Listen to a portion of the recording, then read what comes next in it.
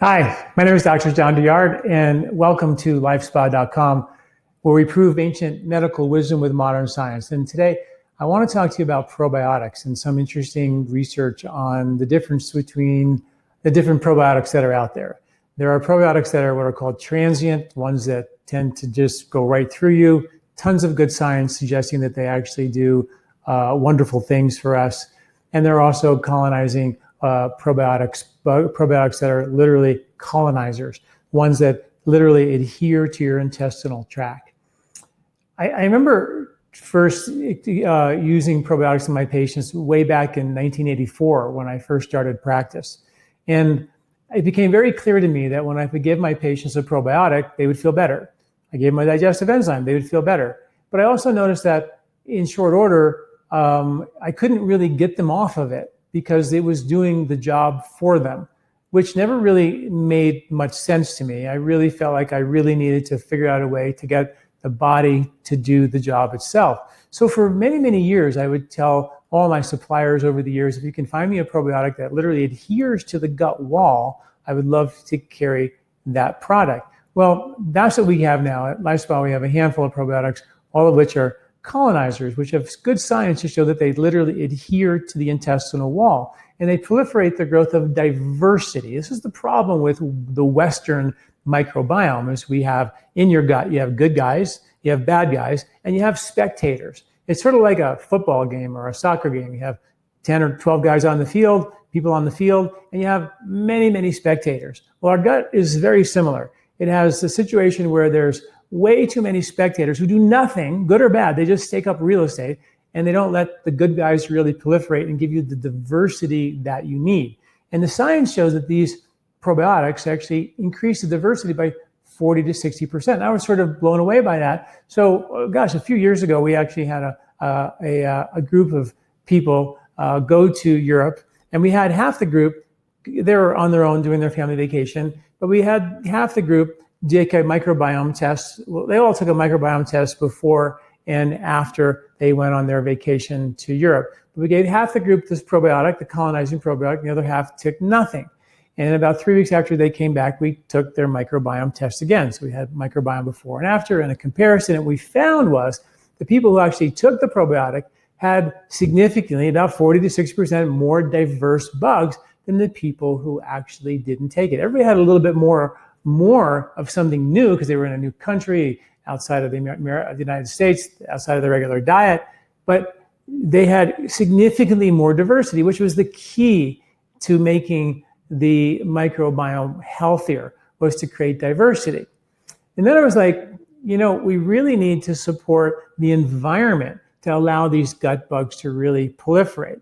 And the environment is such in our world where we take a lot of foods that are bowel irritants, coffee and stimulants and sugars and high concentrated carbohydrates have all altered our microbiome, leaving us with a whole bunch of spectator bugs and not a bunch of good bugs, right? That's what happens. And as a result of that, as a result of eating the diet that we've been eating for all these years, we've created a certain microbiome that is really good at digesting the stuff that we've been eating all these years.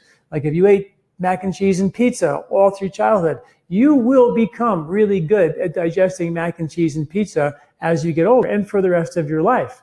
And that may be good on one hand, but what happens is those foods can break down into sugars really easy because you have these superbugs that do that. And they surge all that sugar into your bloodstream, and then you have high blood sugar, which is one of the reasons, and of course I wrote the book Eat Wheat, so we have to be careful of what I say here, but one of the reasons why people have issues with prediabetes today is because we have a stable of microbes that are really good at digesting one thing or a handful of things, or say carbohydrates. And we become really good at delivering those carbs in whatever shape and form that they're delivered in. And they can overwhelm your blood sugar handling system and give you the predisposition to prediabetes, which is affecting more than a third of the population today, which means that, and 90% of those folks, which is more than 100 million people, have prediabetes and don't even know it, which is why I wrote my blood sugar ebook and a whole bunch of articles for free to get people to wake up and start checking their blood sugar and making sure they're not in harm's way. So one of the things that's very, very important is to realize that your diet, in what you became really good at throughout your life, you may still be really good at now. And one of the ways to change the microbial guard, to make you a better give you a better delivery system for, let's say, carbohydrates, let's say we're talking about blood sugar, is to realize that that's what's happened to your gut. You become really good at digesting these certain types of foods.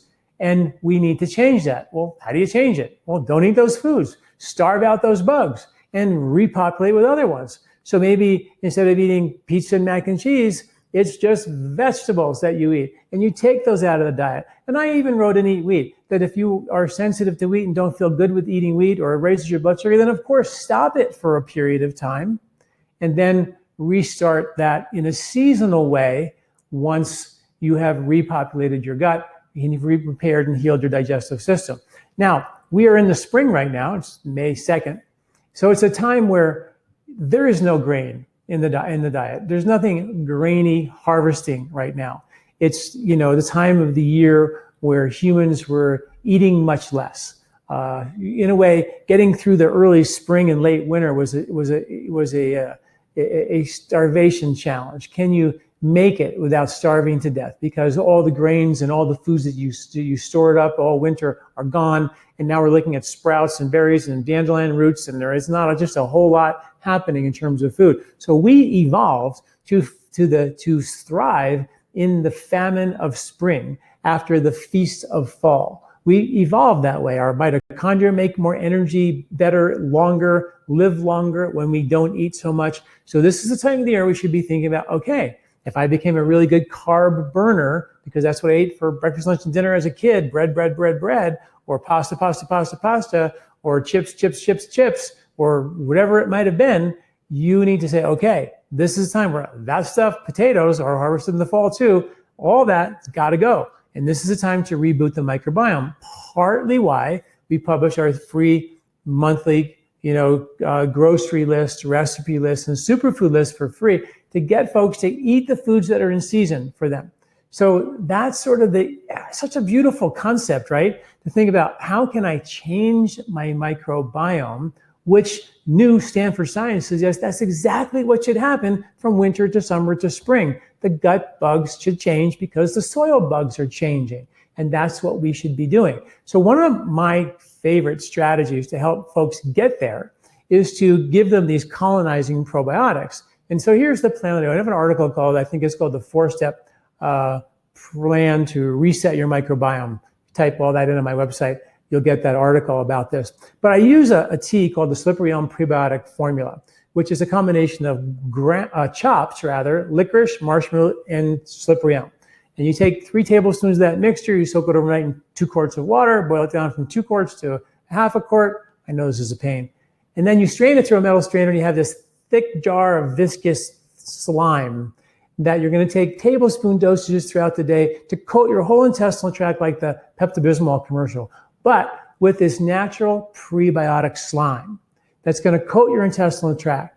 And then in the spring, there's a microbial surge that's exploding, and those bugs love that prebiotic soluble fiber slime.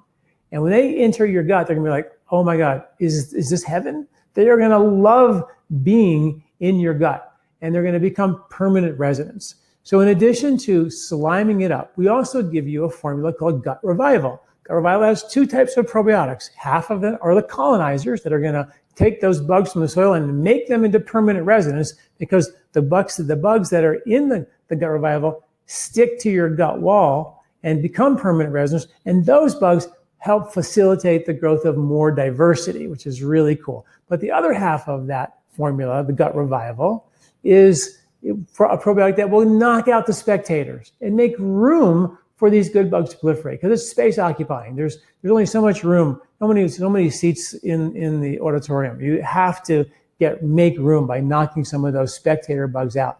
And that's exactly what the Gut Revival does. And then we do that while you're changing your diet, while we've created this environment for the good bugs to heal and get rid of the bad bugs, and you're not feeding them, because you're not feeding those regular bugs that you've grown to love and like your whole life from eating the same food all the time, you've changed that completely. And those bugs start to become much less prevalent, and these other bugs take over because the diet is seasonally shifted. And 'tis the season right now to shift the diet from carbohydrates to greens and vegetables and seeds and things like that, things that you generally don't eat on a regular basis. So think about coffee, for example, and tea and stimulants and milk and dairy and grains and breads and pastas.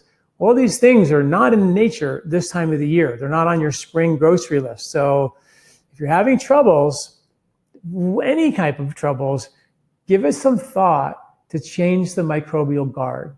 And after a month of doing those two, all you need those guys is for a month. After a month, I do recommend taking just the colonizers with a product called Flora Restore Max, which has 3 times the colonizers as the gut revival, and you take that for a while and then wean off. And that's all described in the article. You can look at that. But it's a great idea. I love the concept of using your food to change the patterns of digestive efficiency that have gotten so good, they're actually causing problems because we have and of course, don't forget, if you're really good at digesting and delivering carbs, what is the gut bugs going to send to your brain in terms of what they want to eat?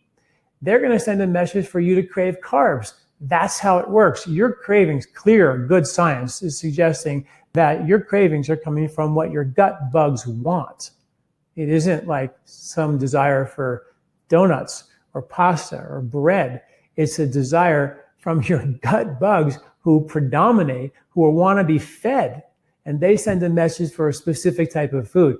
We cannot let the bugs run us, rule us, govern us anymore. We have to take charge of our own health and declare our independence from some of these crazy carbohydrate eating bugs, and that's the message of spring.